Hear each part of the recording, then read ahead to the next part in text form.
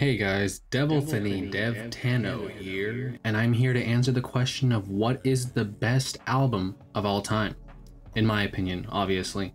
We're covering rap to funk to R&B to probably a million other genres that I'm not mentioning right now. We've got a lot of albums here on this list, and I'm going to be covering them all. So let's get this bread. First section, EPs and mixtapes.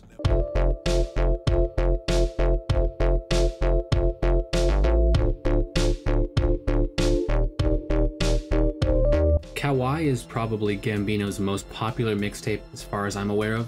It applies some sort of contemporary R&B, and nearly all of the tracks are fantastic.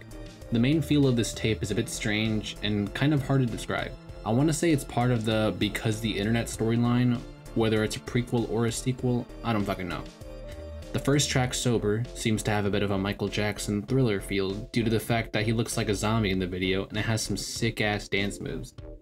Pop Thieves, Make It Feel Good, has a definite chill, almost 80s vibe to it, talking some romantic shit to the girl he's describing. Retro and The Palisades are also bops. The rest of the tracks are meh. The problem with this tape is that he wasn't doing as much as I felt that he could have. 7.5 out of 10.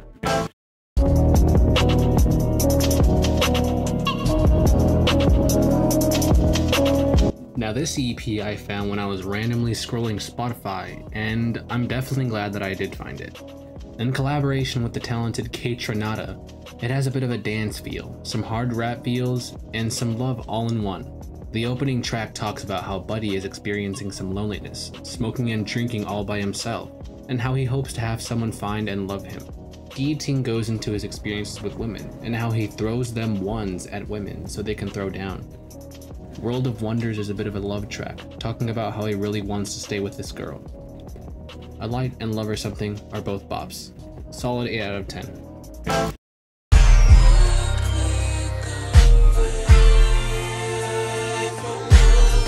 Crush, if you couldn't already tell by the title, is about a love interest that Raven has. And now this EP really caught my attention because I noticed that it had production from Steve Lacy. And I was like, oh shit, tight, let me give it a listen. The first track and single, Sticky, and it is, as described by Raven, about the really weird part of a relationship where you know you shouldn't be together, but you're gonna try and make it work anyway. Closer, Ode to You, is my personal favorite on the EP, and this track is all lovey-dovey and mushy. I'm seeing a bit of a trend here. Computer Love, having a feature from Steve Lacy himself, talks about the difficulty of long distance with your significant other. The Night song takes a bit of a turn though, as she seems to notice that this relationship will hurt her in the end. 4-Leaf Clover was cool too. The only thing this album suffers from is slight repetition. 7 out of 10.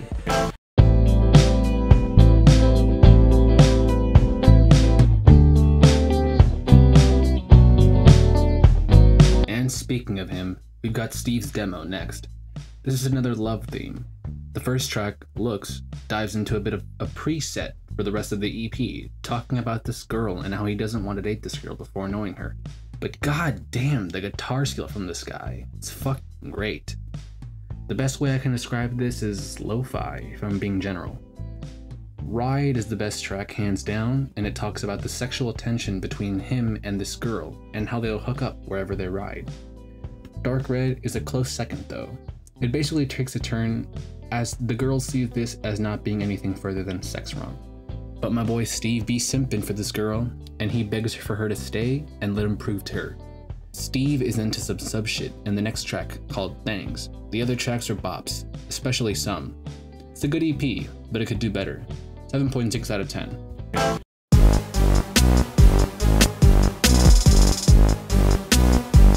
This tape, as described by Duckworth himself, is about being you. I know, sounds a little gay, but it's actually pretty good. It's all about doing what the fuck you want to do, and saying fuck everyone else. Bummer and 2 Bucks are the best tracks. It's not for the average listener though. It kinda has to grow on you. There's not much to say. 7.5 out of 10.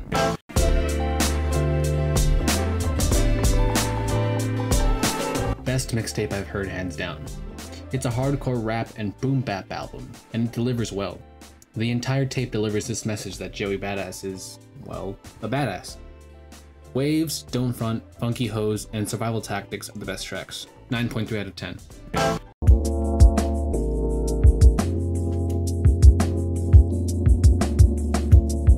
Waters is a mixtape that references water a lot. It has a bit of a softer tone than all the other rap albums I've heard. It's a conscious hip-hop album, talking about a strive for more knowledge and success, and using water as a metaphor to portray these messages. Songs like Comfortable, Vibe, and so many more tracks exemplify this message. If you're a big fan of softer, yet a grim sound, definitely check this tape out. 8.8 out of 10. Now let's move on to the big boy shit, the albums.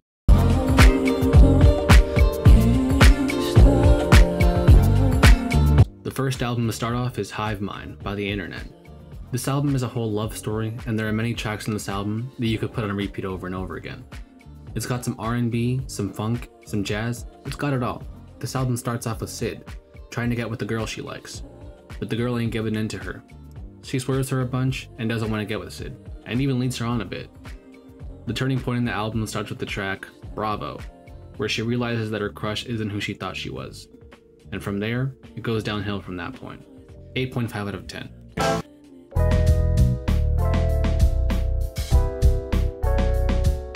Keeping a trend with The Internet, we've got the earlier album, Ego Death. Combining R&B and neo-soul, the album kinda talks about the shit that comes with success, and how Sid copes with all of it. Being a member of Odd Future and having a band of her own. The album even throws a bit of relationship talk in there. The album was decent, but a little bit sloppy. It was all over the place, in a sense. The double track was the best track. Don't fucking at me, cunt. 7.9 out of 10.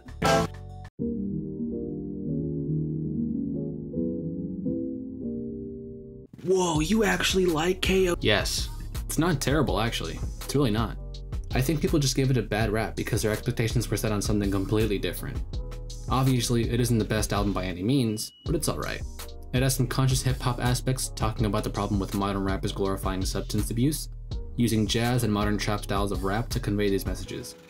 Photograph is the best track. 7.3 out of 10.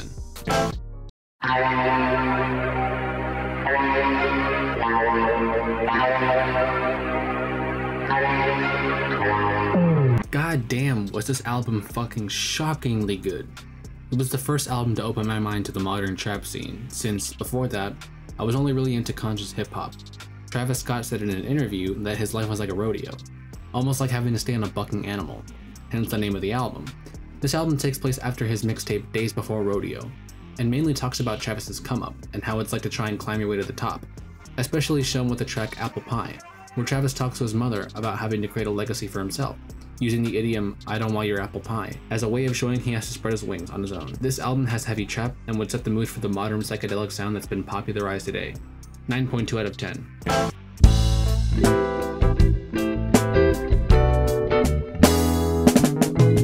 Here we've got Kali Uchis' studio album, Isolation, the best album she's made hands down.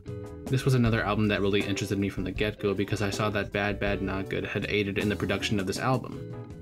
This album mixes contemporary R&B and neo-soul sounds to it. It's got features from Steve Lacy, Tyler the Creator, and a couple other artists that I'm forgetting to mention. It talks about a relationship with a dude, past relationships, the music industry, and so much more. But tracks like Just a Stranger kind of change that concept, with Kali Uchis, the main artist herself, assuming the role of a gold digger, trying to pry my mans of his money. The sound of this album is really interesting though, kind of having a bit of a synthy pop feel to it. Just a Stranger and After the Storm are the best tracks. 8.6 out of 10.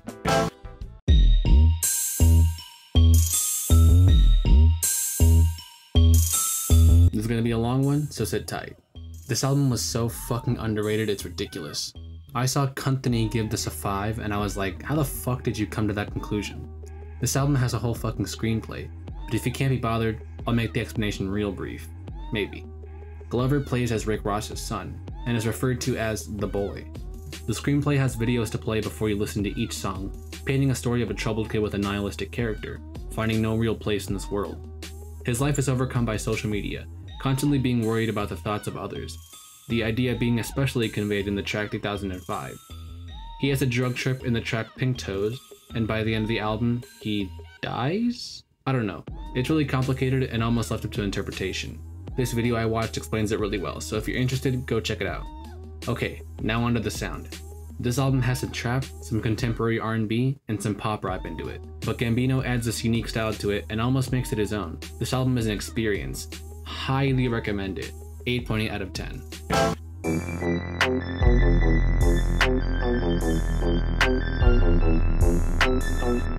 The first album of the Saturation trilogy and the second best album trilogy out there. These were personally the best albums they've released in my opinion because I feel like the next two were missing a little something something. Most of the songs on the album all have 4 letters because apparently they're big fans of Zayn, and his name has 4 letters in it, I guess.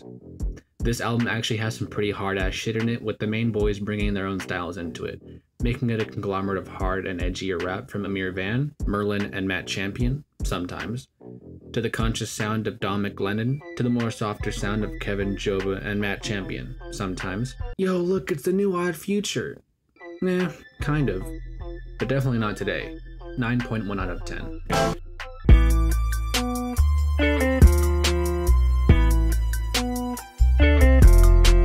Best album on the trilogy. If you guys couldn't already tell, I'm a bit of a fan of Amir and his edgy style, and I feel like this album is his shining moment on the entire trilogy. And this isn't to undermine the other guys, because they all add their own piece to it. I would say Matt, Kevin, and Merlin also had a shining moment on this album, but the edge really complements this album too. It's got some hard rap and West Coast, some pop rap, and some alternative R&B type sounds. It's the album where the band solidifies their personality, individuality, confidence, and impact on the hip-hop world. Summer, Swamp, and Gummy are the best tracks. 9.5 out of 10.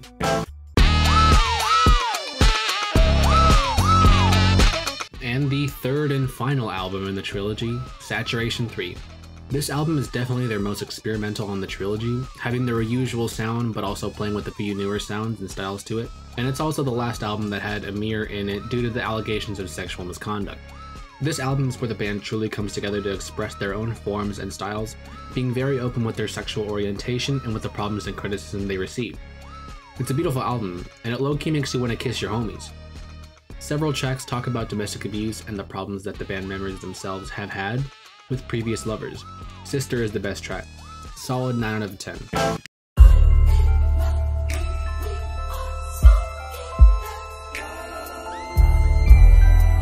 Time for a sexy ass album. This album has a 70s vibe to it, without a doubt, especially with popular tracks like Redbone and Me and Your Mama.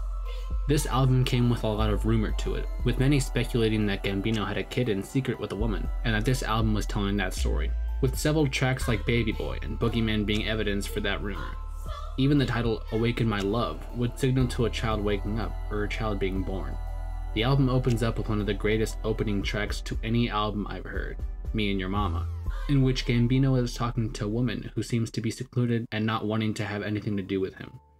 And that theme somewhat continues throughout the album.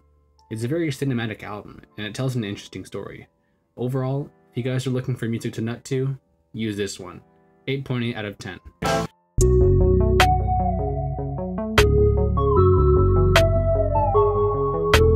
Second Travis Scott album on this list, Astroworld. Now this album is a fucking journey. It's got a really spacey feel, extremely psychedelic.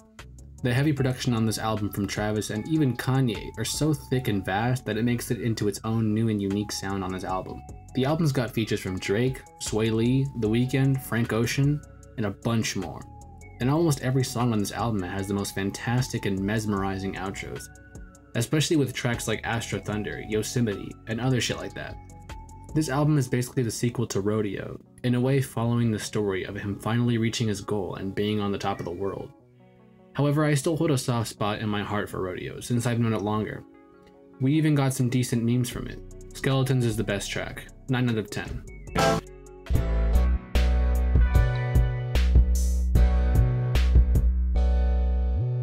The second studio album by subgroup in Odd Future, Mellow Hype, has a swagger feel to it.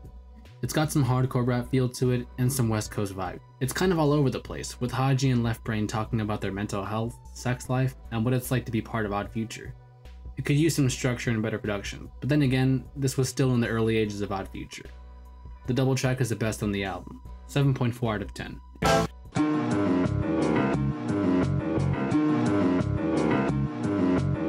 Ooh, we got a classic 2000s album here.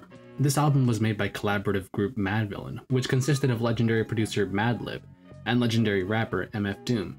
Combine the two and what do you get? Earl Sweatshirt's Wet Dream. This album is extremely abstract and went on to inspire the styles of many modern artists today.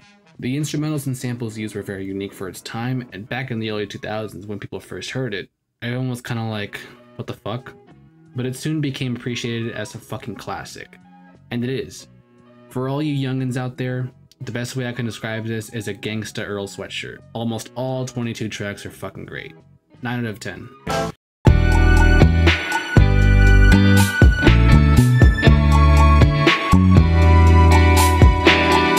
This is the first album made by Steve Lacy, Apollo 21. This album mixes neo-soul with neo-psychedelia to create a conglomerate of strange, yet good music. This album discusses Lacy's journey of fame, popularity, and his sexual orientation.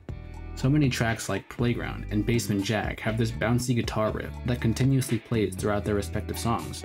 It's kind of like an upbeat, in-your-feels album, especially with the track End Side. 8 out of 10.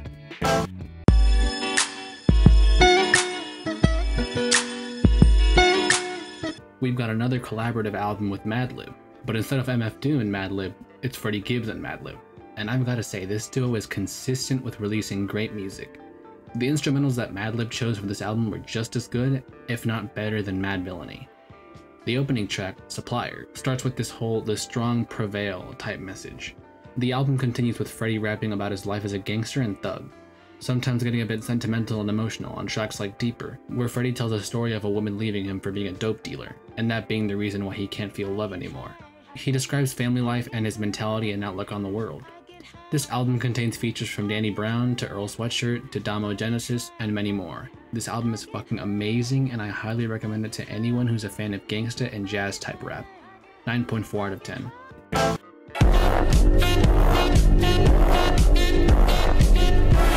And speaking of Danny Brown, we got an album from the man himself, Atrocity Exhibition. Now I admit that I haven't heard enough of Danny Brown's music. As of now, this is the only album I've heard from him, but it definitely sets up a good first impression. The first album actually has pretty depressing yet interesting storyline and theme to it. As stated in an interview, Danny says when they see anything happen, like say police or anything that's violent that's happening, instead of them trying to fix the situation, what do? They pull out their phone and try to record it. We live in an atrocity exhibition. This album touches upon substance abuse, and that message is extremely prevalent in tracks like Ain't It Funny and White Lines. This album already opens up with a dark feel. The track Downward Spiral talks about a state of loneliness and thoughts of suicide. One thing I'd really like to note is the sound of this album. The instrumentals on this album are fucking insane and so experimental. All of the instrumentals have this incoherent clanky sound, which actually complement the message of the album, his fall into insanity.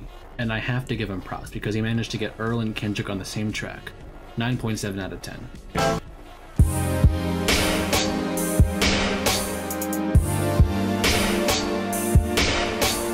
Now Long Live ASAP is a bit strange, and was actually kind of ahead of its time. The best way I can generalize this album is a cloudy, psychedelic sound. There isn't exactly a deep meaning behind this album, but I've kind of opened up to music like that. It's kind of that classic fuck bitches get money music, but the sound is what makes it unique. The title track has that whole strange trap instrumental to it, with a strange soft singing chorus to it. Tracks like Pain have that whole spacey drugged out feel with a chopped and screwed voice in it. Then there's the hit single, Fucking Problems, which has features from Drake, Kendrick, and 2 Chainz, making it a weird but cool mix of artists. It's a pretty good album, I'd say. And if you do listen to it, take it for what it is. 8.4 out of 10.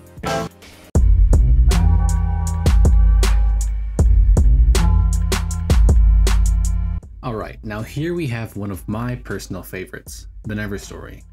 Now G here states that he doesn't really have a specific sound that he can be tied down to, and that a sound that he uses is kind of based on what he feels is right. He manages to mix hip-hop, jazz, neo-soul, and soft sounds all into one on this album. The first track, Doo Wop, is a prelude to the rest of the album and sets the stage for the story. The next track, General, has Jeet explaining who he is, an artist on the come-up, and this leads to his single, Never, in which Jeet discusses a time in his life in which shit was going downhill. Rough times where he basically had nothing. The album continues with the story of Jeet and his come-up, and soon dives into the subject of a toxic relationship he had with the girl in Hereditary. In the track, he talks about a girl he knew as a youngin' and how even as a kid, she was very manipulative. This moves on to the track All Bad, in which Jeet reflects on this relationship and how he knows that it's not going to work out. The rest of the album concludes with Jeet trying to create a name for himself and starting to solidify his grip on success. Every track on here is fucking great. 9.8 out of 10.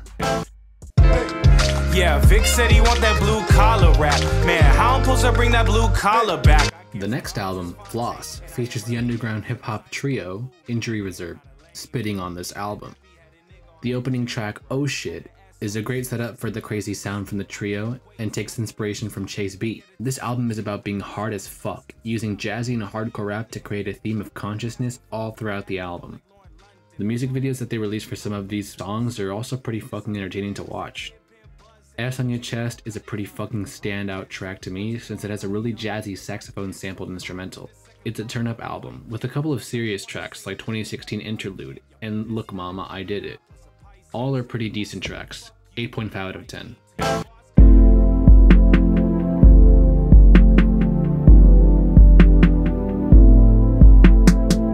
Time to get a little bit sappy. Channel Lore, 8.5 out of 10.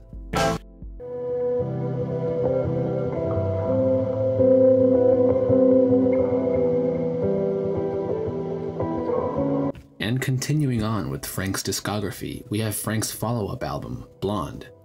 Now this album truly brought out the simp in me, and is probably the best In My Feels album to date. Now this album was so fucking hyped up for, considering the fact that Frank hadn't released another album since Channel Orange. Practically 4 years of silence. This album has a cohesive story of Frank taking on topics like family life, to his depression, to the failed relationships he's had and the toxic ways he's handled them. This album has elements of Frank's feminine and masculine side all in one, creating a fascinating clash of his personality. It has features from the legendary Andre 3000 of Outkast, and had the production of famous artists like Pharrell Williams, Tyler the Creator, and many more prominent names. This is a cinematic experience, with each track that follows leaving you to reflect upon yourself. Every track on this album is fucking fantastic and can be put on repeat a billion times each. 9.6 out of 10.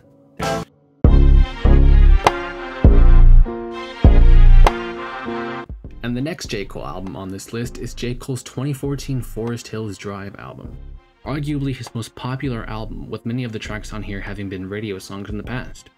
His most recognizable tracks on this album that you've likely heard are Wet Dreams, GOMD, No Role Models, Apparently, and Love Yours. J. Cole combines pop rap, smooth rap, and R&B all into one to tell his opinion on the big Hollywood life, and how it's affected him. Spoiler alert, it's not that positive. J. Cole himself describes this as a fuck Hollywood album, and I myself personally agree. Now music-wise, this album could have been a bit more polished. Some of the instrumentals here do the deep lyrics he spits a big disservice. Decent 7.4 out of 10.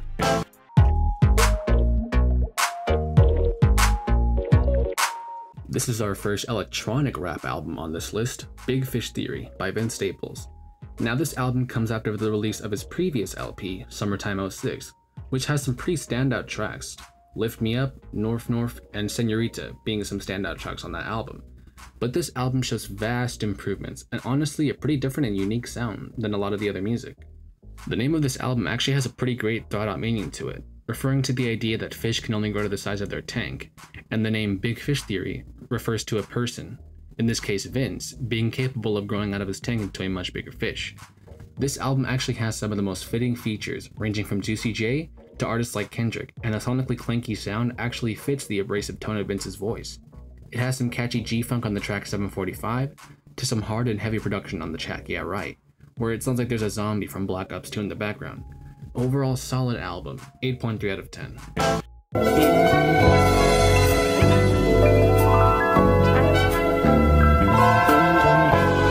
9 out of 10.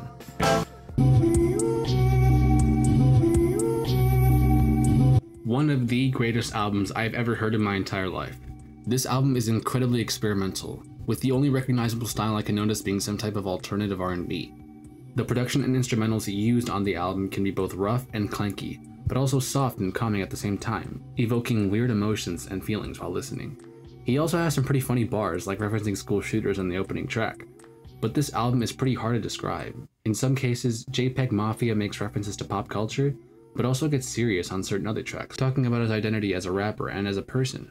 Almost every track is great on this album, 9.9 out of 10.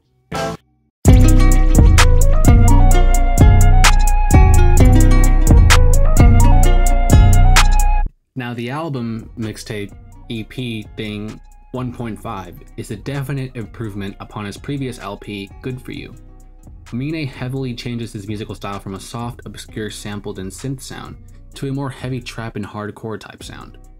And I might just be speaking for myself, but I think that Amine the rapper is 10 times better than Amine the singer. This album doesn't exactly have the deepest meaning, but I definitely enjoy the sound and the production provided. As I've said previously on this list, I'm very picky and selective when it comes to trap-based sound, considering the fact that it doesn't exactly have a variety, and everyone ends up sounding the same. But for some reason, Amine has something different to him. Tracks like Hiccup have the strange mix of synth, regular bass, and beat trap that you would normally hear, making an incredibly catchy and entertaining song to listen to. This album probably isn't to everyone's liking, but I enjoy it, and I would say to give it a try. 8.5 out of 10.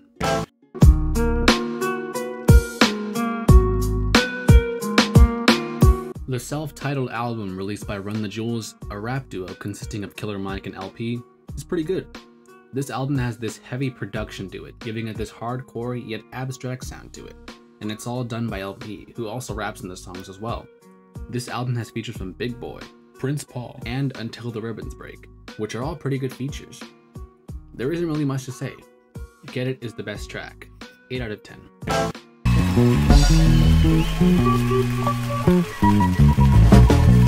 Schoolboy Q, member of the collective group Black Hippie, introduces a very unique sound on this album.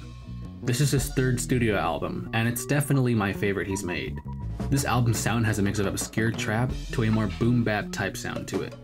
The opening track, Gangsta, has this strange hook with Schoolboy having multiple layers of differently pitched voices where he yells Gangsta. The album has very popular singles released. Tracks like Collard Greens featuring Kendrick Lamar and Studio featuring BJ the Chicago Kid all received radio time back when they were first released. This album actually has quite a few features aside from the ones already mentioned. Artists like Tyler the Creator, Raekwon, and the early SZA all are on their own respective tracks. The track Purge actually has the aforementioned Tyler the Creator, in which the chorus seems to resemble the chorus of Sam's Dead, one of Tyler's own songs. This album has more standout tracks like Hoover Street, with a fantastic opening to it, which honestly should have been a track on its own. The Purge, Hoover Street, and Collard Greens are the best tracks. 8.7 out of 10.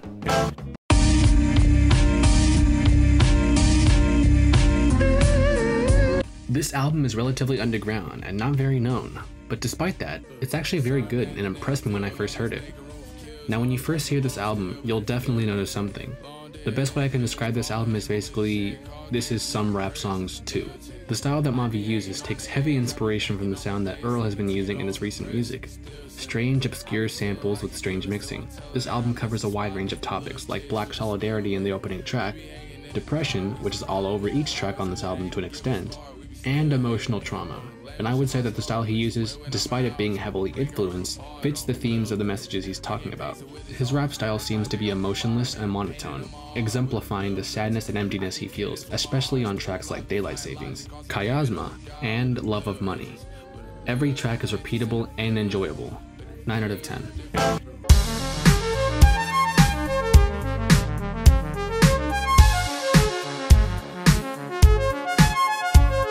And the last album before we move on is Drunk by bass guitarist Thundercat.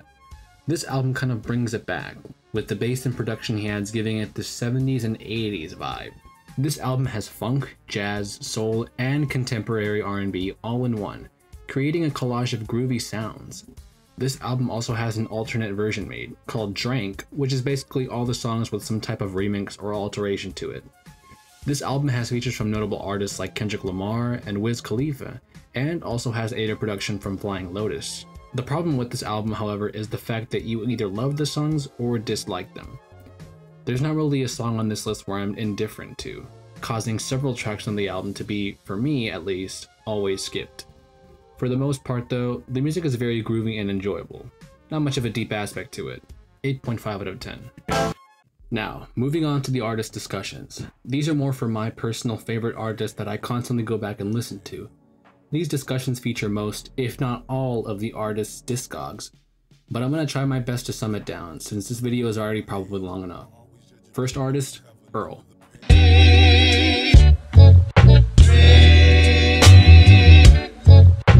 Now, Earl is very unique. He's a former member of the now defunct group Odd Future. and is one of the artists in the group who has had an immense change in both rap style and sound. He went from a young artist whose music is clearly influenced by his favorite artist, in this case MF Doom, to finally finding his own sound and actually creating his own new, never-before-heard style. Listening to his earlier projects like his mixtape Earl, to his EP Feet of Clay, you can definitely notice a severe change. I Don't Like Shit, I Don't Go Outside was kind of the checkpoint for his change. And of course, many of his features consisted of the prominent Odd Future members like Tyler, Frank, and Damo, to name a few. The Earl mixtape followed the theme at the time that Odd Future was following, violence and murder. Very edgy shit for its time. Following up after a 3-year hiatus was his first album, Doors. This album has Earl talking about his drug use to reflecting upon his trip to Samoa, in which the saying "Free Earl" first came to be. 2 years after, Earl released I Don't Like Shit, I Don't Go Outside, his darkest album he'd ever released at the time. This album evokes such feelings like emptiness and nihilism in such an artful and relatable way, and the lyrics and bars he spits only aid this sad tone of the album. And 3 years later, Earl would release his darkest project yet, using a strange production style to convey these messages. Themes of death, depression, and suicide all appearing on this album in such a creative way, making it not only my favorite album Earl has released, but one of my favorite albums of all time.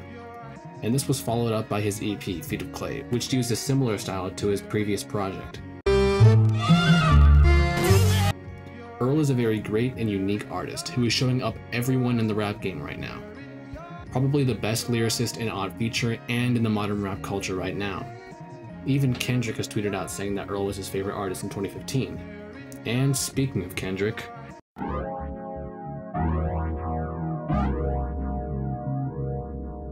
Kendrick has had the most consistently impressive discography out there. From Section 80 to Damn, no album has ever been bad.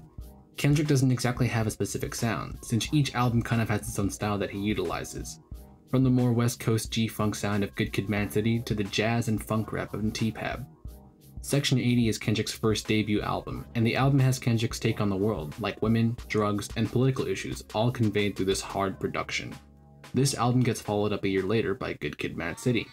This album talks about Kendrick's adolescence and his experiences growing up in Compton, featuring artists like Dr. Dre, Drake, and, on his deluxe edition, Jay-Z. 3 years later, he released his best album ever, and the only 10 on this list, T-Pab. This album was kind of meant to be a bit of an homage to Tupac in a way, and the album title was actually originally intended to be To Pimp a Caterpillar, abbreviated to say Tupac. Every song on this album is amazing. Nothing is skippable for me. Even the interludes are great and help progress the story. The story in this case being racism, politics, dealing with the fame, depression, and lost love. Skipping Untitled Unmastered and the Black Panther album, we got his most recent release, Damn. A great album on its own and probably stumps many rappers' entire discographies, but it's probably the weakest on Kendrick's discography. Kendrick has had a trend of consistent great albums, and I'm so fucking pumped for his new rumored to be rock rap album. Next up, Kanye West. Did you realize that you were a champion in their eyes? Kanye has the most albums released out of any other artist in this segment, but not all have been impressive. But the ones that have been good were really fucking good. So for Kanye, I'm just going to be covering my favorites. Starting with Graduation, Kanye employs styles of the long-gone bling era of the early 2000s. However, despite the fact that the production and composition styles are now outdated, I still think that a lot of the songs on this album hold. 808s and Heartbreak show Kanye's sensitive side. This album was created off of the hard times Kanye was going through at the time, having a toxic relationship with one of his now ex-fiancées, to his late mother passing away, and to the criticism he was facing from the media. This album had heavy autotune, where you would think it would ruin everything, but actually created a synthy, poppy, contemporary R&B sound, which stood out from the sound of its time. Moving away from the bling era of rap, we've got My Beautiful Dark Twisted Fantasy, an album which many consider to be Kanye's best album, but I disagree. I think the album was great, but also had some flaws which I think keep it from being my favorite. That isn't to knock the album though.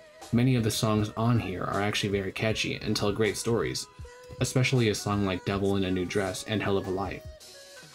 Then we have Yeezus, Kanye's big change in sound, moving away from Kanye's classic voice samples to his heavily produced and minimal sample use we see now.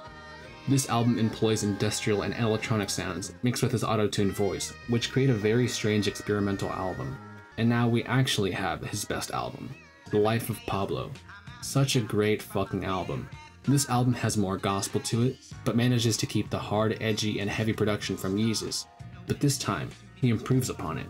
This album was so fucking ahead of its time, it's unreal. Every track on here combines to create a story of Kanye's mentality and his view on social media and the rappers today, employing features from the previously discussed Kendrick to Chris Brown. Next up, we have Kanye's most personal album, Yay, or also referred to as I Hate Being Bipolar, It's Awesome. Kanye talks about addiction, family trouble in his life, and his mental health, and continuous struggle with the media portrayal of him, all while keeping a theme of his bipolar. I also find it very clever that he made it so that the sound and tone of the album was also bipolar, having the album switch from a deep track like Yikes to a club-type song like All Mine. And finally, we have the dual album/EP he made with Kid Cudi, Kids See Ghosts. This album gives its take on the optimistic outlook and innocence that kids tend to have, all while talking about the suicidal and depressed thoughts of both respective artists. Kanye is one of the most polarizing figures in the industry, whose sound changes along with his outlook on the world, similar to another artist, like Tyler, the Creator.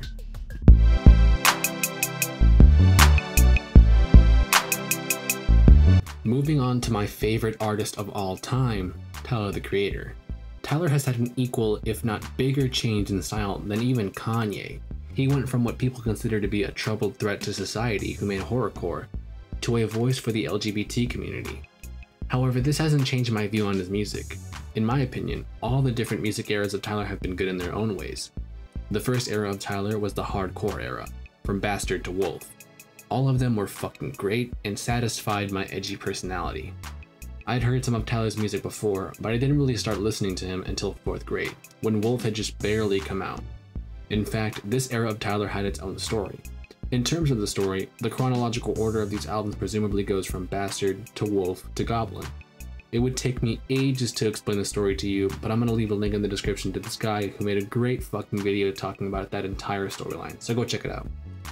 Next up comes Cherry Bomb, Tyler's Yeezus, basically. Tyler explores an entirely different sound, diverging from his normal sound to a more heavily produced, yet also soft, playful sounding album. Picking up some more steam comes Flower Boy, the album where Tyler, the Creator, explores his sexuality and comes out as bi on the track Garden Shed. Some of my favorite songs come from that album, having an R&B jazzy sound to it. And finally, his most recent album, Igor. If you compare this album to Bastard, it's almost like you're listening to an entirely different artist. This album has Tyler talking about a toxic relationship, which has him fawning over another guy in the beginning, obsessing over him, and finally coming to his senses and realizing that he'll only get hurt in the end. All the albums on Tyler's discography have been great, and I definitely wouldn't be the person I am today without him. Best artist out there.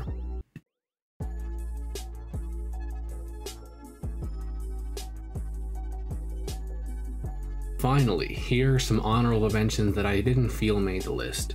Salad Days, Iridescence, Birds in the Trap Sing McKnight, Thirst 48 Part 2, Everything's for Sale, Under Pressure, Starboy, Beauty Behind the Madness, After Hours, Take Care, Nothing Was the Same, Good For You, Summertime '06, Untitled Unmastered, Late Summers, Endless, Injury Reserve, Webcon Yoj, Late Registration, College Dropout, Beat of Play, Coloring Book, 99.9%, Black and White, For Your Eyes Only, Man on the Moon, DiCaprio 2, Run the Jewels 2, Run the Jewels 3, Habits and Contradictions, and Acid Rap. Okay, now fuck off.